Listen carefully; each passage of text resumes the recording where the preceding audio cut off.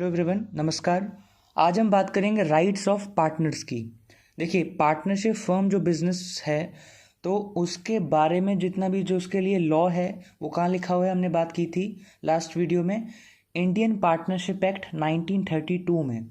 और वहीं से कहीं ना कहीं जो है हमें मिलते हैं राइट्स ऑफ पार्टनर्स। तो क्योंकि पार्टनर्स पार्टनरशिप फर्म के ओनर्स हैं तो ऑब्वियसली उनके कुछ राइट्स होने चाहिए। कुछ राइट्स उनके फर्म के अगेंस्ट होते हैं, यानी कि वो फर्म की ड्यूटी है कि वो राइट्स जो है प्रोवाइड किए जाएं पार्टनर्स को, ये वाले। और कुछ राइट्स पार्टनर्स के एक दूसरे के अगेंस्ट होते हैं, ठीक है। तो एक बात और है, लेकिन इंडियन पार्टनरशिप एक्ट 1932 काफ़ी हद तक कस्टमाइजेशन को जो अलाउ करता है। इसका मतलब ये है कि ये जितने भी राइट्स मैं अभी बोल रहा हूँ ये जर्नली लिखे हुए हैं इंडियन पार्टनरशिप एक्ट 1932 में। अगर जो पार्टनरशिप डीड है, यानी कि जो एग्रीमेंट होता है पार्टनर्स के आपस में, उसमें टर्म्स एंड कंडीशंस लिखी होती हैं कि पार्टनरशिप बिजनेस जो है किस तरह से चलाएंगे और पार्टनर्स के आपस में क्या राइट्स या ड्यूटीज़ होंगे। तो बेसिकली अगर पार्टनरशिप डीड साइलेंट है या पार्टनरशिप डीड है ही नहीं तो जाके जो है कहीं ना कहीं जर्नली ये सारे राइट्स जो हम बात करेंगे जिनकी, ये सारे राइट्स जो है हम मानते हैं कि ये सारे राइट्स जो है तब एप्लीकेबल होंगे, ठीक है। अगर पार्टनरशिप डीड में इन राइट्स की जो हम बात करेंगे आज उनके लिए कुछ और लिख रखा है तो प्रिवेल क्या कर जाएगा, वो प्रिवेल करेगा जो चीज़ लिखी है पार्टनरशिप डीड में, ठीक है। ओके, तो कुछ ऐसे राइट्स को हमने जो है इकट्ठा किया, एक्यूमुलेट किया है, जो कि हम मानते हैं कि ये राइट्स तो मिलेंगे ही मिलेंगे पार्टनर्स को, ठीक है। लेकिन फिर से मैं कह रहा हूँ कि पार्टनरशिप डीड अगर एग्जिस्ट करती है तो उसमें क्या लिखा है वो चीज़ प्रिवेल करेगी, ठीक है। नाउ पहला है पार्टिसिपेशन इन मैनेजमेंट।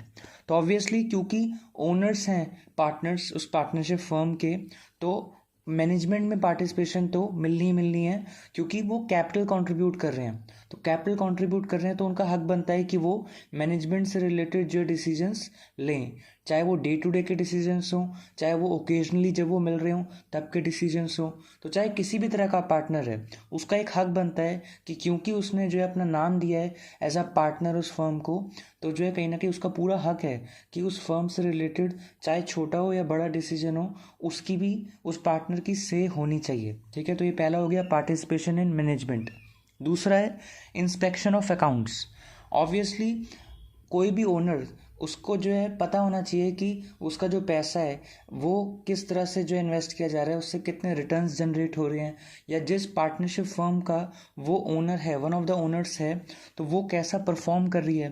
तो जैसा कि हमें पता है कि अकाउंटिंग जो है लैंग्वेज ऑफ बिजनेस है, बिजनेस के बारे में अगर पता करना हो तो अकाउंट्स देख के ही पता हो सकता है, फाइनेंशियल स्टेटमेंट्स देख के ही पता हो सकता है। तो इसलिए इंस्पेक्शन ऑफ अकाउंट्स भी जो है एक राइट दिया जाता है किसको, partner of a partnership firm को, ठीक है।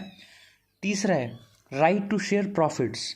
हमने पार्टनरशिप फर्म की जो डेफिनेशन पढ़ी थी section 4 of the Indian partnership act 1932, तो उसमें ये बहुत क्लियर लिख रखा है कि पार्टनर चाहे लॉस बियर करें ना करें, लेकिन सभी पार्टनर्स को कम या ज़्यादा लेकिन कुछ ना कुछ प्रॉफिट शेयर करना मैंडेटरी है, ठीक है।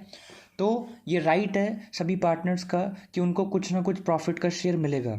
अगर कुछ नहीं लिख रखा होता पार्टनरशिप डीड में तो क्या होता है, ये हम नेक्स्ट वीडियो में बात करेंगे।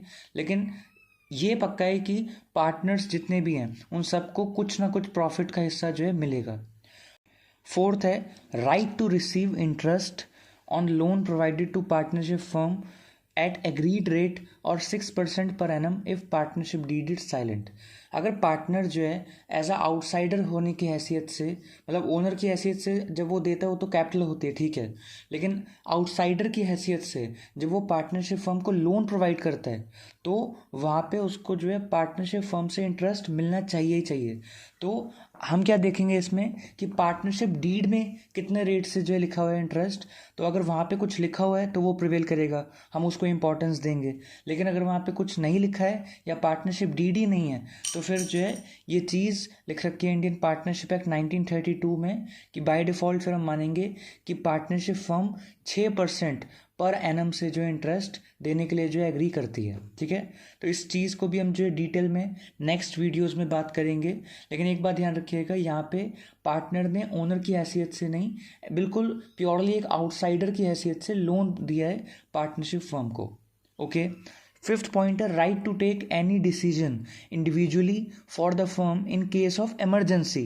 एमरजेंसी वर्ड जो है इम्पॉर्टेंट है यहाँ पे, कि अगर वैसे तो हर पार्टनर का प्रॉपर एक रोल डिफाइन होता है, कई बार इस तरह से जब हम पार्टनरशिप फर्म में काम करते हैं तो ओवरऑल एक मोटा मोटा जो है रोल डिफाइन होता है कि ठीक है आप परचेजेस पे ज़्यादा ध्यान देंगे, आप सेल्स पे ज़्यादा ध्यान देंगे, आप अकाउंटिंग पे ज़्यादा ध्यान देंगे, ठीक है। लेकिन अगर इमरजेंसी में कि जो है बाकी पार्टनर्स सपोज अवेलेबल नहीं है और उनसे जो है डिस्कशन नहीं हो पा रही है, तो इमरजेंसी में किसी भी तरह का डिसीजन लिया जा सकता है किसी भी पार्टनर द्वारा। और हाँ, ये चीज़ है कि वो बोनाफाइड होना चाहिए, यानी कि गुड फेथ में लिया होना चाहिए और फर्म के फ़ायदे के लिए होना चाहिए।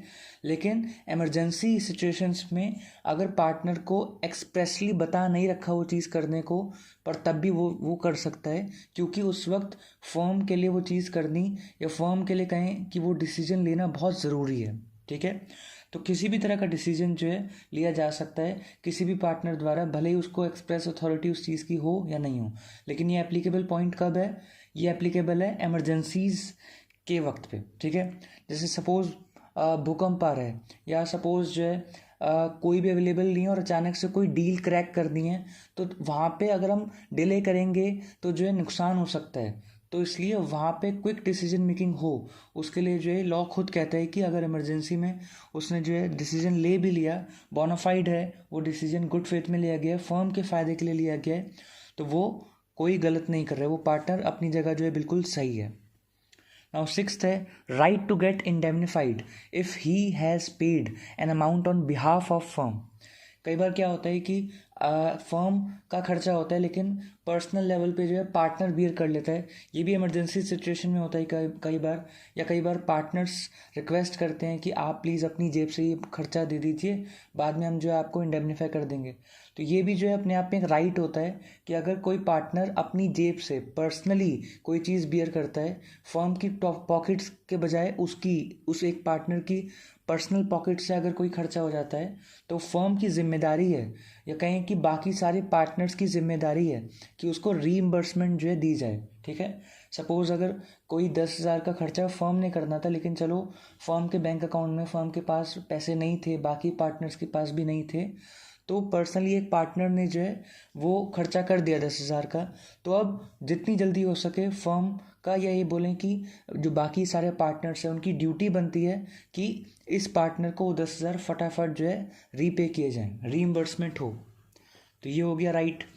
नाउ लास्ट हम बात करेंगे, राइट्स तो बहुत सारे हो सकते हैं लेकिन जनरली एग्जाम पर्पस के लिए हम जो 7 राइट्स डिस्कस कर रहे हैं उतना काफ़ी है, क्योंकि वैसे भी अकाउंटिंग के पेपर में आपका प्रैक्टिकल क्वेश्चन आने का ज़्यादा चांस है, पर फिर भी हमने डिस्कस कर लिया ताकि आपको एक फेयर अमाउंट ऑफ आइडिया हो कि जो है अगर पूछा जाए तो आपको लिखना क्या है राइट्स ऑफ पार्टनर्स के बारे में।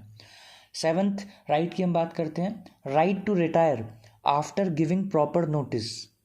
देखिए जर्नली क्या होता है, अगर पार्टनरशिप फर्म एक सीमित समय या एक सीमित पर्पस के लिए नहीं है, बस एक गोइंग कंसर्न है कि ठीक है कुछ इंडेफिनेट पीरियड तक के लिए, कुछ क्लैरिटी नहीं है कि किसी खास पर्पस के लिए किसी खास समय तक के लिए बनी है, तो जर्नल जो है अगर इंडेफिनेट पीरियड के लिए है तो वहाँ पे कोई भी पार्टनर कभी भी रिटायर हो सकता है सिंपली एक नोटिस देके, ठीक है। तो ये होता है कि partnership at will, partnership at will में क्या होता है कि कोई भी पार्टनर कभी भी नोटिस दे के रिटायर हो सकता है, उस पर कोई बंदिश नहीं है कि उसको रुकना ही रुकना है। एक दूसरे तरह की पार्टनरशिप होती है पर्टिकुलर पार्टनरशिप या स्पेसिफिक पार्टनरशिप। उसमें क्या होता है कि कोई पर्पस डिफाइंड होता है जिसके लिए वो पार्टनरशिप फर्म बनाई गई थी, या एक ड्यूरेशन डिफाइंड है कि इतने समय तक ये पार्टनरशिप फर्म रहेगी और सारे पार्टनर्स जो है इतने समय तक काम करेंगे, तो वो चीज़ जो है लिख दी जाएगी पार्टनरशिप डीड में। लेकिन हम यहाँ पे ये कह रहे हैं कि अगर पार्टनरशिप डीड में ऐसा कुछ नहीं लिखा है तो उसको by default partnership at will माना जाएगा। और पार्टनरशिप एट विल में होता क्या है कि हर पार्टनर के पास अपना एक राइट होता है कि वो कभी भी रिटायर हो सकता है सिंपली एक नोटिस देके बाकी सभी पार्टनर्स को। एक बात ध्यान रखिएगा, जो पार्टनरशिप फर्म है उसकी लॉ की नज़रों में सेपरेट एंटिटी नहीं होती, और जो भी लॉ को जिम्मेदारी डालनी होती है पार्टनरशिप फर्म के ऊपर वो डायरेक्टली किस पे डालती है, वो सारे पार्टनर्स पे डाली जाती है, जितने भी पार्टनर्स जो हैं जिन्होंने मिलके जो है वो पार्टनरशिप फर्म बनाई है। लेकिन अकाउंटिंग में for the sake of convenience जो है बिजनेस एंटिटी कंसेप्ट को फॉलो करते हुए हम पार्टनरशिप फर्म को एक सेपरेट एंटिटी मानते हैं, ठीक है, ताकि पार्टनर्स के जो पर्सनल अकाउंट्स हैं, जो भी मतलब अपने उनके जो घर के अकाउंट्स है, अपना पर्सनल जो भी उनका बिजनेस है, वो मिक्स ना हो अकाउंटिंग में फर्म के बिजनेस से। तो सिर्फ इसलिए पार्टनरशिप फर्म को अकाउंटिंग के नज़रिए से एक पर्सन तो माना जाता है, लेकिन लॉ की नज़रों में जो है पार्टनरशिप फर्म एक पर्सन नहीं है, ठीक है। ऐसे एक चीज़ एक्स्ट्रा मैं बताना चाहूँगा कि इनकम टैक्स भी जो है पार्टनरशिप फर्म को पर्सन मानता है, क्योंकि वहाँ पे भी उसको टैक्स लायबिलिटी पार्टनरशिप फर्म की निकालनी है, और अगर वो मिक्स करेगा पार्टनर्स के साथ तो एक सही इनकम टैक्स लायबिलिटी नहीं निकल पाएगी। तो कुल मिला के लॉ की नज़रों में जो है बाय डिफ़ॉल्ट जो है पार्टनरशिप फर्म को पर्सन नहीं माना जाता, लेकिन अकाउंटिंग और इनकम टैक्स लॉ पर्पसेस के लिए जो है हम क्या करते हैं, पार्टनरशिप फर्म को एक सेपरेट पर्सन, एक सेपरेट एंटिटी मानते हैं, ठीक है।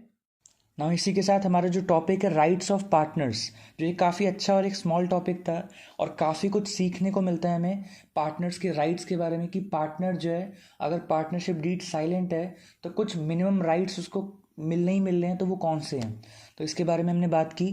ना इसी के साथ अगर आपको इस वीडियो से अभी भी कोई डाउट हो इस टॉपिक से रिलेटेड, तो ज़रूर कमेंट सेक्शन का प्लीज़ यूज़ कीजिए, और इस वीडियो को शेयर कीजिए अपने फ्रेंड्स के साथ, ताकि उनकी और हमारी हेल्प हो सके। थैंक यू सो मच, शुक्रिया।